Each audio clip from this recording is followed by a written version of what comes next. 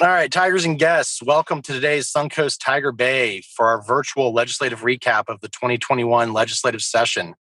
My name is Matt Lettler. I'm the Vice President of Suncoast Tiger Bay and your host for today. And I'm coming to you live from a McDonald's parking lot in Madras, Oregon, but all over the Midwest and now getting to the Pacific Northwest. But just very happy to be here, and thanks for joining us for this great event. Just as a little bit of history. Since 1978, the Suncoast Tiger Bay Club has served as a civic commons where thought leaders and citizens of all political stripes come together to discuss pressing issues in our community, engaging in nonpartisan conversations, being curious, and fostering a better understanding of public issues. We'd like to take a moment to acknowledge the passing of two important people in the Tiger Bay community. Our first tribute is to Janine Dorsey, the executive director of Tiger Bay Club of Tampa, who was tragically killed in a bicycle accident near her home last month. The second, David Clement, former Suncoast Tiger Bay board member and editorial page editor for the Bradenton Herald, passed on the 9th of this month. Please help support our continuing commitment to delivering timely and informative programming by renewing your membership, becoming a member, or donating today. A donation of $25 or $35, which would have been spent on a Tiger Bay luncheon, will help sustain our club and allow us to keep you informed and connected. Also, consider promoting your business or organization by sponsoring a Tiger Bay event. By sponsoring an event, you support our Young Tiger Scholarship Program. Contact Amy for more information. Let's get on to the program today. The 2021 legislative session in Tallahassee was like no other. Even with the state still in the grip of a global pandemic and the Capitol closed to visitors, the process of legislating had to continue. Today, we have the opportunity to talk with our Pinellas delegation about key issues, bills passed, and much more. Don't forget to submit your questions through the Q&A button at the bottom of your Zoom screen. You can submit questions at any time during the program. Today, we have joining us several members of our delegation: Senator Darrell Roussan, Representative Tracy Koster, Representative Chris Latvala, and Representative Michelle Rayner. We also are expected to have Senator Jeff Brandes and Representative Ben Diming join us shortly. Moderating our program is Peter Schorsch, the publisher of Florida Politics. I'm going to turn it over to Peter now to begin our program. Thank you. Thank you, everyone, for having me. Matt, I recommend Visine for when you are traveling and going to weddings. It's a wonderful product. It is really early out here. I'm just telling you that. Well, there's certain things that I know that are legal in Oregon that may not be legal in Florida. And that's what this whole presentation is about what's legal in Florida, what's not legal in Florida, and what problems Governor DeSantis can invent to pass a law to solve that doesn't actually solve that. And for that, we'll be hearing a lot from Senator Brandes today and Representative Koster as they represent kind of the administration. And then obviously we have a kind of a balanced panel today. I appreciate that. You know, Chris Latvala versus Darrell Roussan is always good stuff.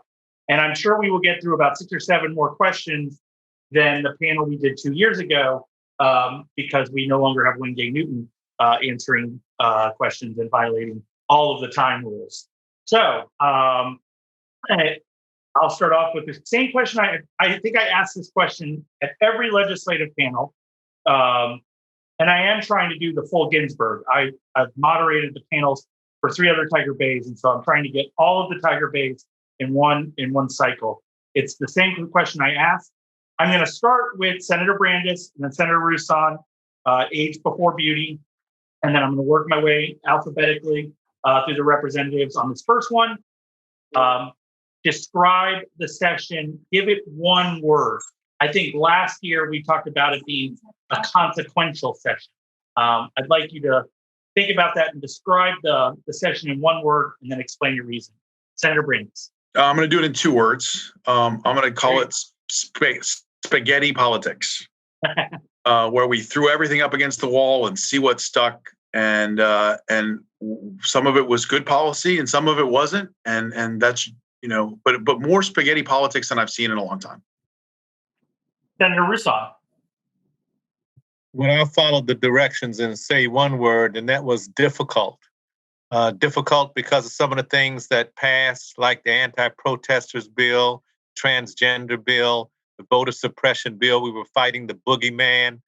And good because there were some other things that passed that did our businesses good and our communities good and our constituents well. Representative Diamond, you're up first. I would say distressing, Peter. It was distressing, similar to Senator Rousson's answer. You know, we had a number of bills passed through the legislature, the voter suppression bill being number one on the list, that I think were really hurtful for Floridians, and also a number of missed opportunities in ways we could have done more to help people coming out of this public health crisis that we just we didn't take up the opportunities that we should have. Representative Ladbell. Thank you, Oh, Peter. no, I can't spell. I went to a Florida school. I'm sorry. Representative Coster. I thought maybe you were just trying to keep us on our toes, Peter. I would say, in an effort to stay within your rule, I would say rebound. I think that the central focus of this legislative session was COVID. I think it permeated through much of what we did this session, and we focused on the rebound of our state. And so I would say the word rebound. And now Representative Ladbell. Thank you, Peter. I would say it was a conservative session, and the we were right off of a election, and the voters sent us to Tallahassee, and we did what they sent us there to do. Representative Ladbell, I'm officially putting you down for a 0 of 10 from Room Raider. I mean, you got to mix in like a frame or a plant in the background. Please do something. And now the woman that's making all the news this week, Congresswoman, I'll give you the same joke just so that I don't get accused of too much bias. Representative Rayner. Thank you so much, Peter. I would say that it was challenging. And I think that there were a lot of missed opportunities, especially when we're thinking about unemployment and what that looks like for people. And I think that kind of dealing with some of these culture war issues just made it really challenging. All right, thank you. I don't know, we talked about it at the top, but Tigers, you can start putting in your questions now if you want, just so I'm going to work through some of them. I just don't want them all to like come in at the last minute, because I'm going to pick some of the better ones and some that may be duplicative. I know some of you will want to save your zinger for later, but if you want to get started, you can type in your question for that. All right, I'm going to start now we'll start with Representative Diamond, work alphabetically, and then come to the senators. Here's a nice softball. We passed a $101.5 billion budget. It seems like everybody not named Gary Farmer did well in the budget. I want you have the opportunity here. Give us one good instance of an appropriation where you brought home the bacon to Tampa Bay, and give us an example. Give us one example of that. Try and keep it kind of limited. If it's a statewide project, that's fine as well if you worked on it. But one good, solid appropriation win that you had this session. Sure. Well, I was proud to work with my partners and friends in the Senate to include funding for the Gulf Coast Jewish Family and Community Services non-custodial program. It's a great program that will help unemployed and underemployed parents in our community find work and continue to support their children. And you're right, Peter, overall, the budget was a record budget. And that, I'll just add, came in large part from the leadership of President Biden and the passage of the American Rescue Plan Act. When we started the session, we were looking at a very grim budget situation.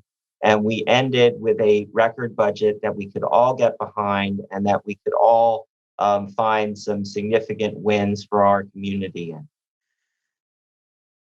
Representative Coster, am I pronouncing that right? I just want to make sure it's not a hard O.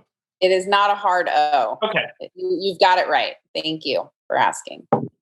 There were a couple that I brought home to Tampa. One of them that's near and dear to my heart was the Veterans Helpline for Bay Area Legal Services. I've been a Bay Area pro bono lawyer since I started my legal career, and bringing home $500,000 for their Veterans Helpline was a really cool project that I'm excited to watch continue to grow. They are helping veterans actually throughout the state, but Bay Area is focused in Hillsborough County. So that was a great project. Representative Ladbell, you have the benefit of being an FOS, friend of the speaker, and that usually bodes well in the appropriations game. What was it? How did you bring home the bacon? Give us an example. Thank you, Peter. One of the projects I'm most proud of is Directions for Living for the Baby Cap program, and it's a program that I have sponsored the last several years, and it's for at-risk babies. And Jordan Beliveau was part of that program, and it's for babies like him who are at risk in the child welfare program. And I was proud to bring home the bacon for them this year. And I was especially proud that it was the most money that they have ever received, over $600,000. So more at-risk babies and toddlers will be protected in the Pinellas County area. Nice. Representative Rayner, I mean, you're a freshman Democrat. We'll set the standard or the expectations a little bit lower, but were you able to bring home some bacon?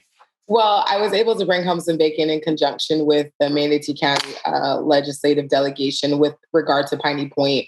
I don't know if you recall, Peter, Representative Robinson and I believe Representative Gregory and Senator Boyd sent a letter to Tallahassee asking that this become a priority early, even before the Piney Point incident happened. And then after it happened and we're kind of still dealing with it still now, I've been able to work closely with them. So we were able to get monies back to Piney Point. Also to Representative Diamond's point, a lot of that money was helped by the Biden administration as well in the American Rescue Plan. So we have a lot of work to do in Piney Point as it impacts also St. Petersburg and Pinellas County, as many of y'all know. So I was happy to be a part of that. Well, that's a great answer. That's nice to hear. All right, Senator Brandes. So I think our number one appropriation project for the area and the region as a whole that everybody should be able to get their arms around and just really will reshape the region in many ways is $50 million for the second DCA. So it's not once in a legislative career do you get to move a DCA. It's once in every 5 generations you get to move a DCA. And so the fact that we were able to secure the funds in total for the relocation of the Second District Court of Appeals, which really is kind of our regional Supreme Court, for you to think about it as that. And to put that in Pinellas County is a massive win, which will have incredible implications, both on the legal side, but on the business community side for the region. So I would say that. And then the transportation funding that we were able to secure that I hope will accelerate the West Shore Interchange project, which was talked about being delayed, but I think ultimately will be accelerated now based on the amount of funds we've received. I guess, thank you. Senators get 2 answers. I think Senator Rouson, I think you've got a great answer to hear. Let me give you a little extra couple of seconds to explain it, if I'm right. What was your big appropriations win? I was proud to be the only senator on the Appropriations Committee to verbally back up the amendment filed by Senator Brandes to reappropriate and bring the second DCA courthouse to Pinellas County.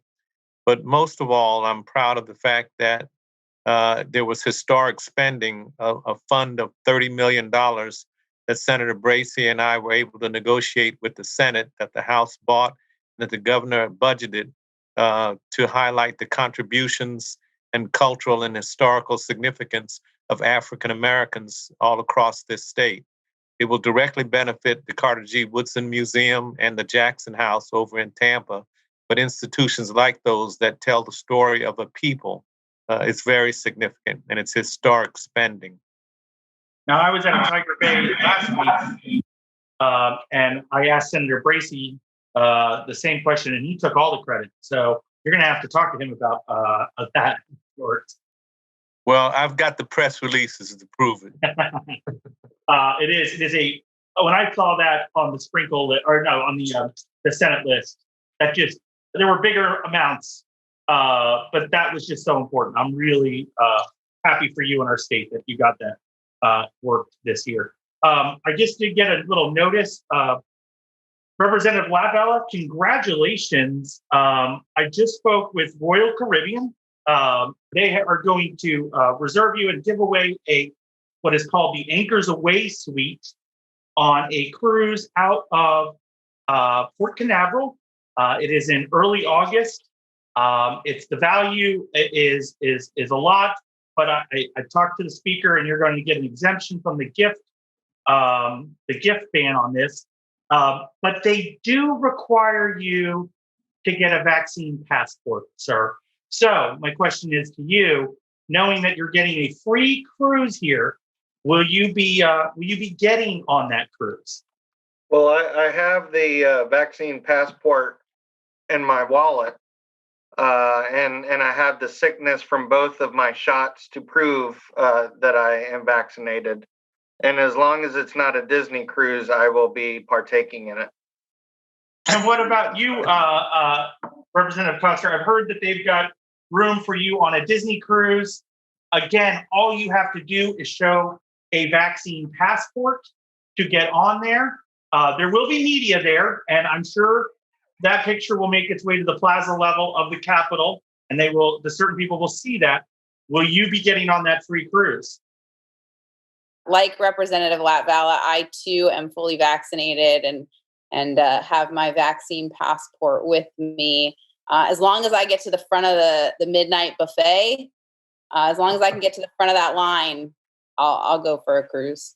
Is there anybody else that wants to weigh in? I don't have any more free cruises to give out, but does anybody else want to weigh in on the vaccine passport legislation? Representative Rayner, you want to take the opposite tack and weigh in here? Well, I carry my vaccine passport with me everywhere. So, I mean, at the end of the day, I think that it's an issue that we have to, businesses want to make sure that their customers are comfortable. I understand that there's also an argument on the other side of freedom and liberty, but we are coming out of an unprecedented time, and we're wanting to make sure that all of the people in our state and those who travel through our state stay safe. And so, I mean, it comes down to a personal choice. If you personally don't want to show your vaccine card, then maybe that cruise is not for you.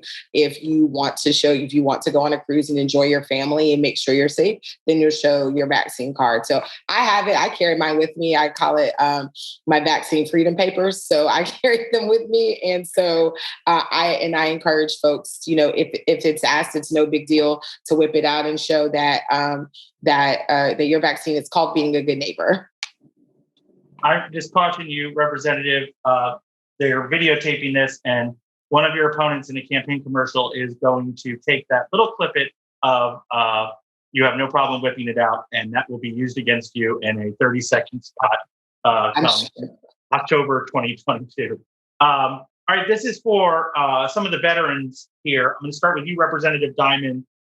As Representative Coster had alluded, COVID was a big part of this session, and there were a lot of protocols put in place. Different ones in the Senate than from the House, but the Capitol was closed. There was just a whole different different atmosphere in Tallahassee. Would you tell the audience, give us a sense, what was one of the biggest differences about this session compared to your previous sessions that was a result of those COVID protocols? Yeah, well, there just wasn't the input that we needed to be effective as we usually are. I mean, I think we all recognize the fact that the Capitol is usually full of people, and there's usually a line of people outside of your office who are there to talk to you, and not just lobbyists, but people who drive up from St. Pete who want to have a few minutes of your time and talk about bills. And it was just a real shame, Peter, that all of Florida was open except for our state capitol. And as you noted, and as many of us saw, the whole legislature was outside of the Capitol often and accessible outside of the Capitol. So I didn't really understand why it was so locked down. But it made the work very challenging, and we had to be very proactive in trying to reach out to people. I mean, we obviously scheduled as many Zooms as we can, all of us, everybody in the delegation. I particularly enjoyed Senator Brandis's many Zoom backdrops, but after a while, there's no substitute for sitting face to face or across the table from somebody. Senator Rouson, I think you served the longest, if I'm correct now. What was the biggest difference that you noticed?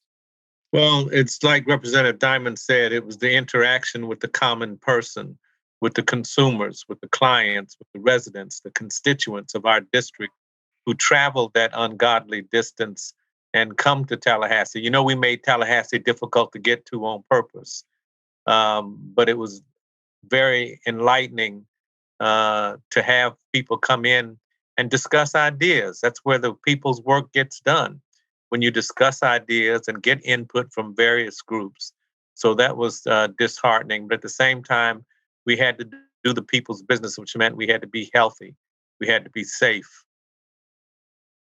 And Representative Latvala, you're in the majority, and you were in the House, which had different protocols than Senator Rouson. What was something you noticed that really stood out? Well, I will tell you, Peter, and I have the privilege of being on the Speaker's leadership team, and the Speaker had a lot of meetings leading up to the organizational session in November and the committee weeks and session. And he had 3 different COVID protocols, one for each of those events. And for each of those things, he consulted with the minority party leadership. And the minority party signed off on each one of those protocols. And so I think it's a little bit disingenuous now to Monday morning quarterback when they signed off on the COVID protocols. There were minority members that didn't even want to travel to Tallahassee and wanted to conduct meetings through Zoom, which the majority party, the Speaker and the majority party leadership vetoed and said, no, that wasn't going to happen. We were going to go to Tallahassee.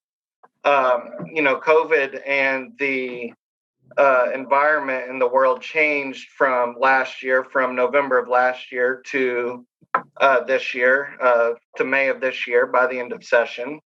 And, I will tell you that there were, when we started weekly testing last year, there were members of the House that decided not to get tested, and they weren't members of my party that decided not to get tested. Okay, thank you. I'm going to go to Senator Brandis with a different question. Quick one here.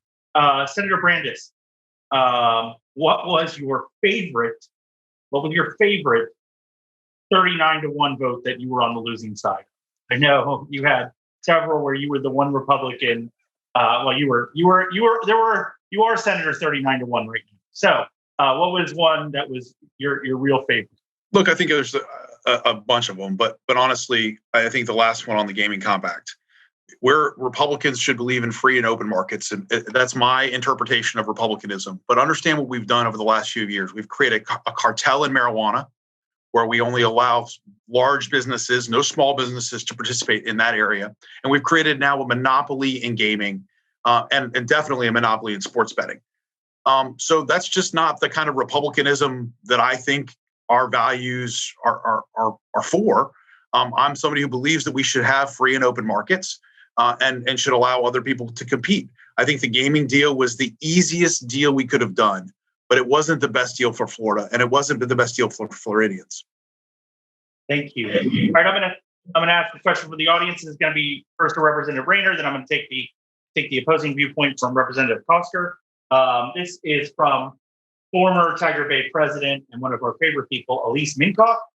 What do you think about Governor DeSantis halting the $300 federal subsidy?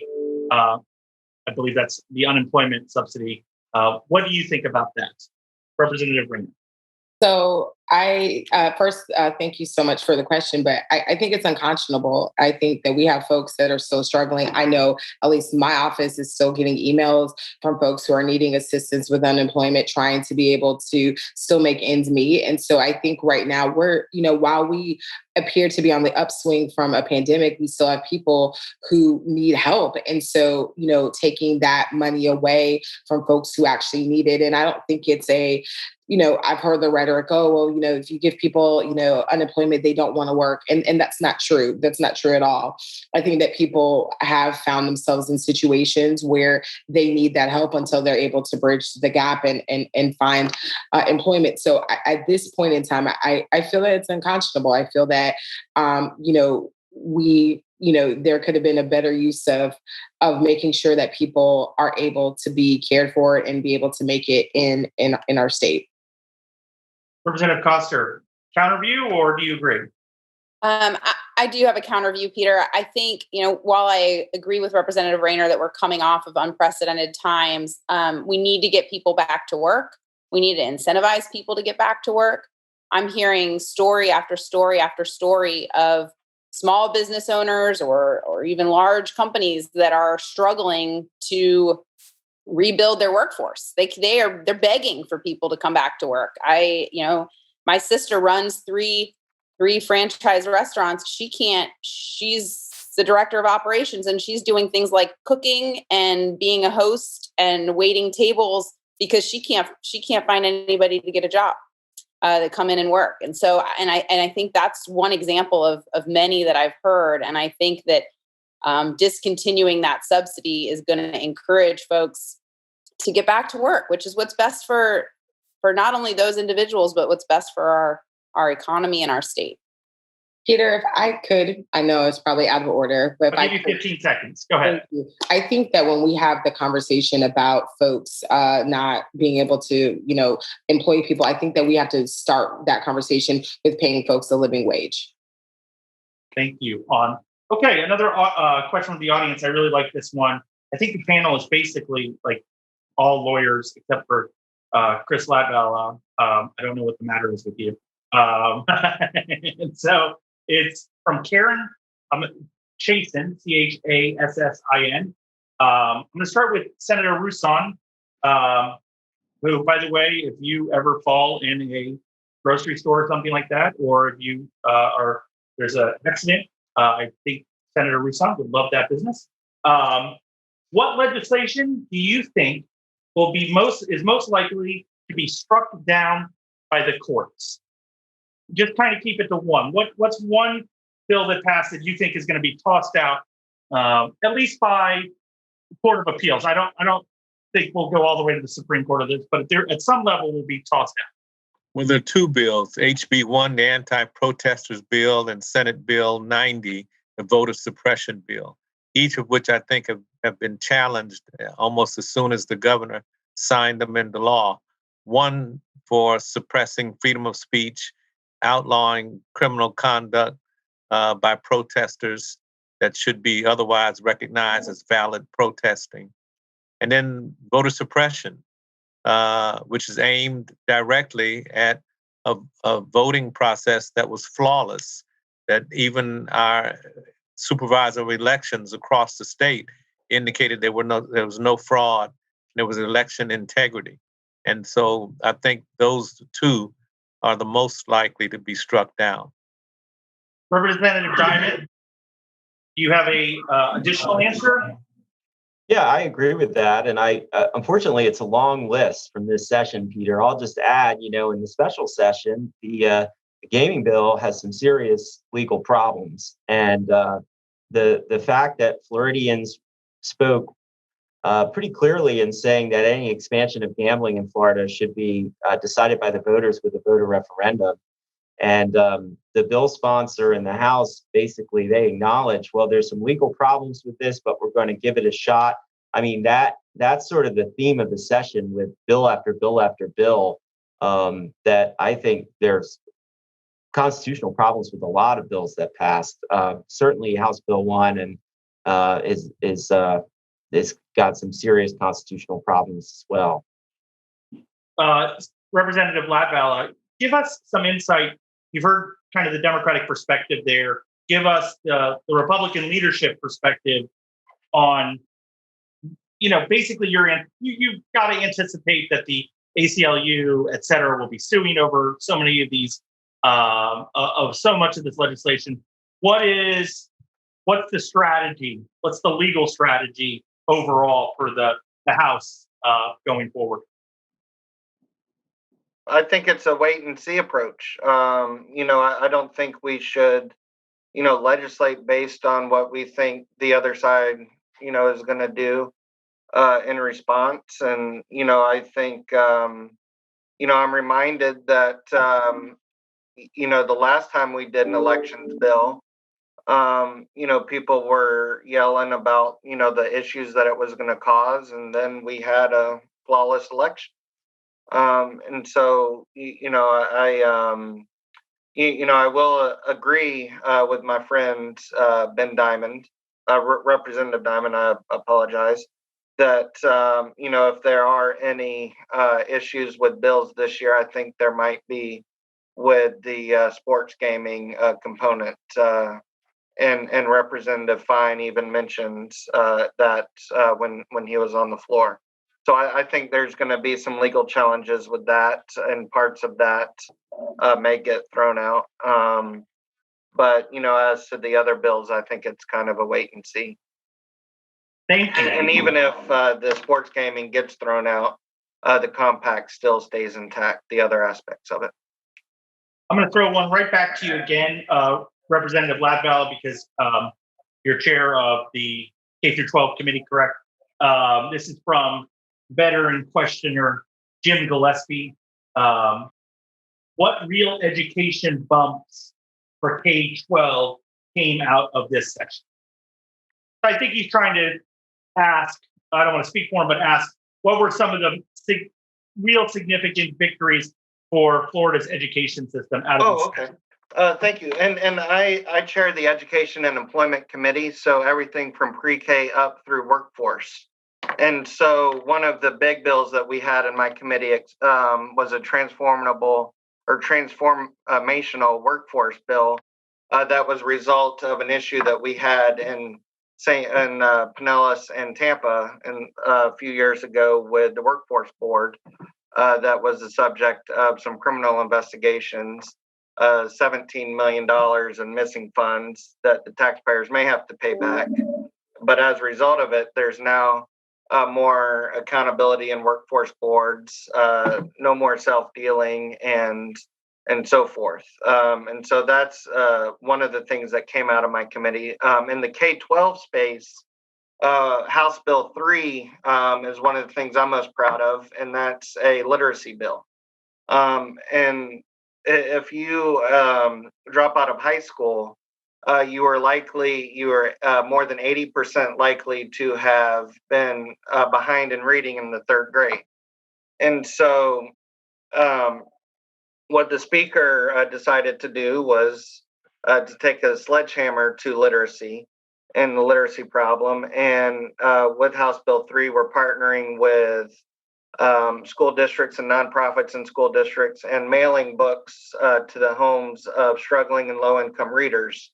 And they will be receiving books every month.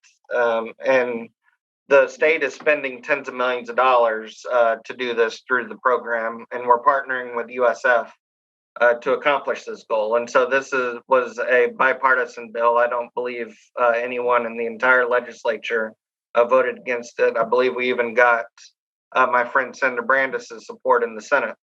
And so that's something that I was very proud of, and one of the speaker's top priorities that passed early on in session.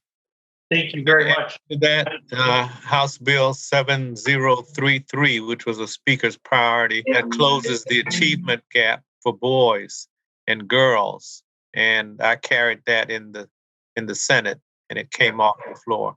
And to show the bipartisan effort, we had Senator Roussan carry one of our House education priorities in the Senate, and that was to close the achievement gap with boys. Boys learn at a slower pace than girls, and especially African American boys at an even slower pace. And so now there's a task force that's going to be established, and they're going to report to us by the end of the year.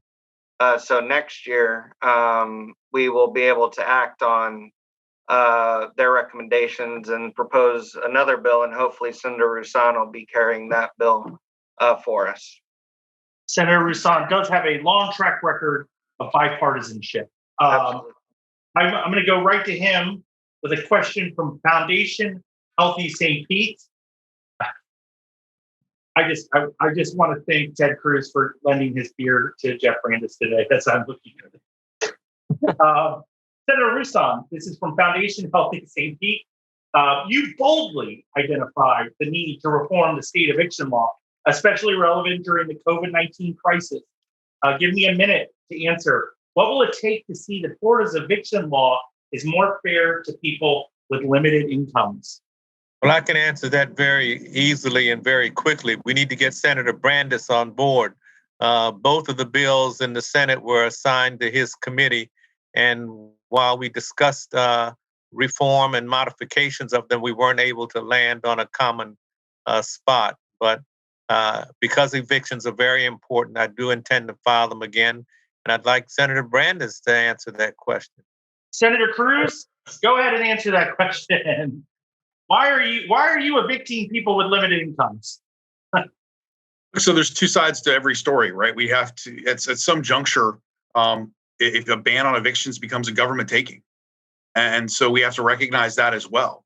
And so how can we ask the people who own these properties to continue to pay mortgages when they don't have income coming in? It's not everybody who owns a rental property is a millionaire. I mean, many people, this is their way to building wealth. And yet for 8, 10, 12 months, how long do we expect them to go without being able to rent that property out? So I'm not saying that we shouldn't have some reform. I think that where Senator Rouson and I agreed was that an eviction that occurred during COVID shouldn't count as an eviction, shouldn't be a hit against you. That's right. My larger concern was how long should the government be able to basically seize your home and not allow you to lease it before it had to start compensating you for that, because I believe that that's a government taking and largely unconstitutional. Thank you, Senator. I've got a question for Representative Ladval. I think there's more behind this question than the way it's phrased, but I can only ask the question that's asked. It's from Andy Oliver of Allendale United Methodist. Does the level of our public discourse matter, especially on social media? Sure. I mean, I always try to conduct myself in a matter that fits the office that I hold. Sometimes I meet that line. Sometimes I fall short. Well, let's ask everybody else. When has Chris Ladvala fallen short? Representative Diamond, I'll let you kind of counter that as a Democratic leader. The question is, does the level of our public discourse matter, especially on social media? Was there anything that maybe stood out this session that, and not necessarily from Representative Ladvala, but maybe from any Republican where you were just like, I wish that someone had not tweeted that? Or well, I mean, I don't have a specific example in mind. I think we all recognize the danger with social media because it's so easy to fire something off when you're angry or in an unthoughtful way, and then it's out there for the world to see and react to, and it creates a real problem in terms of our ability to, we're all coming into this work with our different perspectives and trying to find common ground and trying to build consensus, despite the fact that we're members with different perspectives and from different political parties. And so it's just something we all have to be cautious of, as we use social media, not to be, don't tweet when mad. All right, this is a question. I'll give this to everybody. Try and keep your question answers to maybe 30 seconds. We've got about, we promised we're going to get everybody out at 1 o'clock, so I'm sure we're going to get cut off before that. But I'm going to start with, I'm going to do Representative Rayner and move up. what disappointed you the most about the legislative session? That's asked by Harvey Landris. What disappointed you the most about this legislative session? Representative Rainey. Well, Peter, just one thing. Okay. 30 seconds. Yeah. I was like, where do we start? I would say, honestly, the passage of the anti-trans youth bill, that was devastating and heartbreaking to me on so many levels. And I just, it was just, I didn't think it was needed. And I didn't think it was where we needed to be as a legislature. So. Representative Latvala, what disappointed you the most this past session? Probably that, we couldn't have people in the Capitol. But I understood why we couldn't. And the main reason was because we had to keep the staff safe from COVID. We had right at the beginning of session or beginning of committee weeks, we had a presiding officer that tested positive. Myself, I was positive for 6 weeks. So if we had the Speaker of the House or President of the Senate positive for 6 weeks, session would have been grounded to a halt. And so if we would have had an appropriation suite or, education suite that would have been impacted by COVID, it would have grinded the whole session to a halt. Representative Cosper? I echo what Representative Latvala said. I think, the process is about the people, and not being able to have the people in the Capitol certainly impacts the process. Not being able to have constituents and subject matter experts advising us on the process and advising us on the specific issues was certainly disappointing. However, I would say that as a newbie, as a brand new freshman legislator, it really did give me and I think my class of freshmen an opportunity to really get to know each other very well and lean on each other and get to know the staff really well. And so I think in some ways there was a silver lining. But I would say that the real session experience of the hustle and bustle in the Capitol, I certainly look forward to that next session. And Representative Diamond.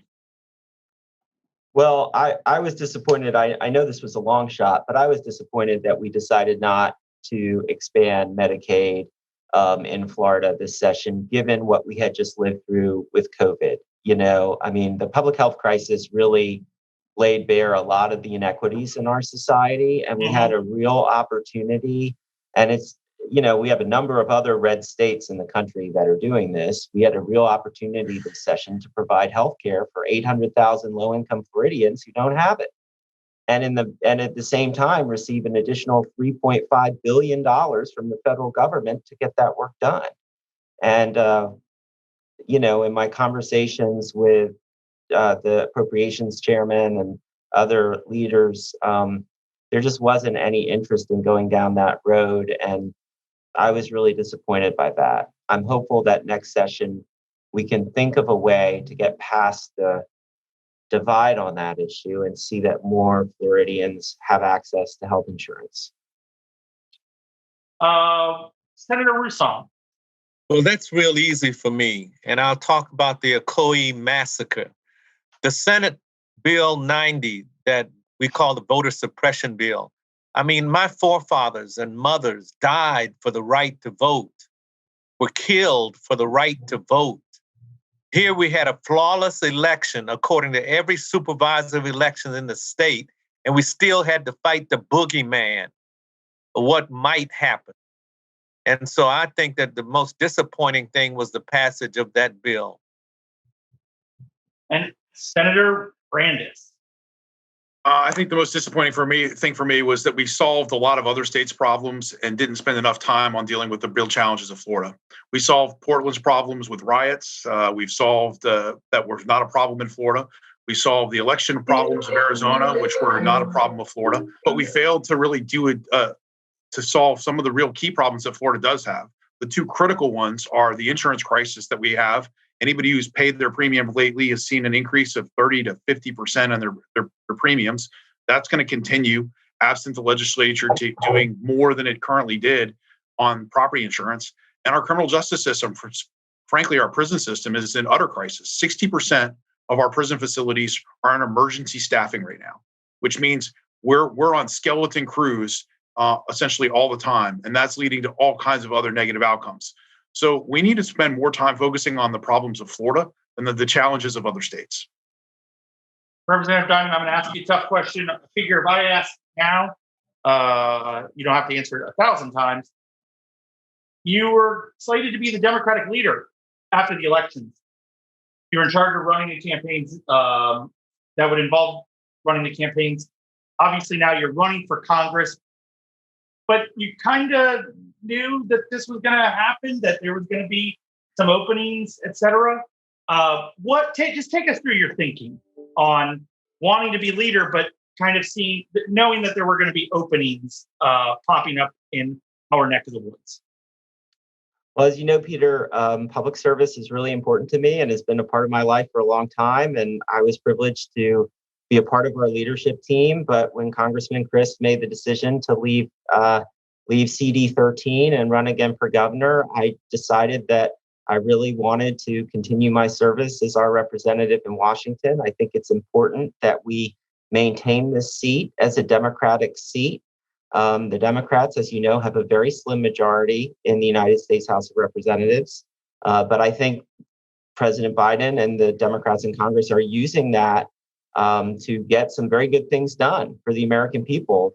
We spent a lot of time just in this past hour talking about our state budget, which was in large part made possible by the American Rescue Plan Act. And so when I look at the good they're doing and the impact that they're making on our community, I think I can be a part of that. And so that was essentially what led me to make that decision.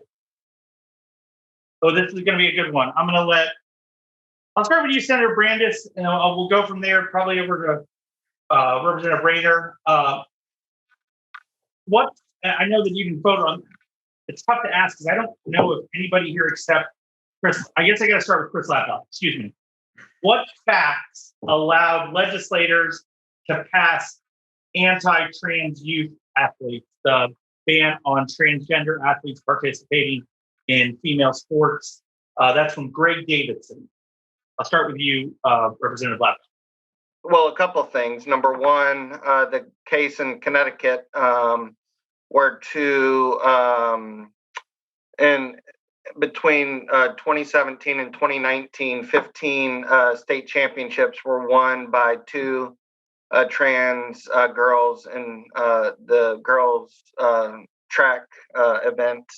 In the previous 2 years, 9 different females won those events. Also, Allison Felix, the fastest woman in America, Olympian, who has more gold medals than Usain Bolt. Her fastest time in the 400 meters can be beaten by 300 high school boys in America. And so basically, boys and men are created faster and stronger than women. And so we believe that, women's spots should be protected on teams, and girls' spots should be protected on teams. And trans girls can still play sports, and they can still participate, but they, with our bill, they can't play on sports with girls. And I will also point out that, the foremost expert in this, I believe, is Caitlyn Jenner, who supports our bill. She's an Olympic gold medalist and is also a trans woman. And so, this wasn't an attack on the trans community. It wasn't an attack on the gay community. It was protecting women's sports and access to women's sports. There's been cases in Florida of this happening, but, in my mind, the biggest case was in Connecticut, and where there were girls literally competing for third place in track for a couple years because the top two were trans girls. And so Let me get Representative Coster to, I think she voted for this legislation. I'm going to just jump in as moderator and make the editorial comment that there's no such thing really as a trans woman. A trans woman is just a woman. I think that's important to point out. But Representative Coster, what facts led you to vote for the transgender athlete ban? Sure. Thanks, Peter. I would echo what Representative Latvala said. I mean, the simplest fact is that biological boys and biological girls are different, are created differently. This was an incredibly emotional and difficult debate on multiple days. And, I appreciated the difficulty in the debate and the sensitive issues that we were discussing. But ultimately, I agree with Representative Latvala. This wasn't an anti-trans bill. This was a pro-girls, pro-women bill. This was a bill that maintained a fair playing field for female athletes to actually compete in the sports that they want to play. And so I think that the most simple fact is that biologically boys and girls are different. Representative Rayner, I'm going to give you 30 seconds really quick because you talked about it at the top. I want to get to the last question. 30 seconds, the opposite view. I know you didn't vote for it. Why are they wrong, so to speak? Well, yes, I respectfully disagree with my colleagues. I think one of the issues is that there's already standards that we have in high school sports that deal with this very issue. So we're having legislation, we're passing legislation for a problem that doesn't exist. And then secondly, I also think it's wrong because this is red meat that's come from CPAC and the former president. And so I feel like it's red meat for a base. And to your point, Peter, trans girls, trans women, they are girls, they are women.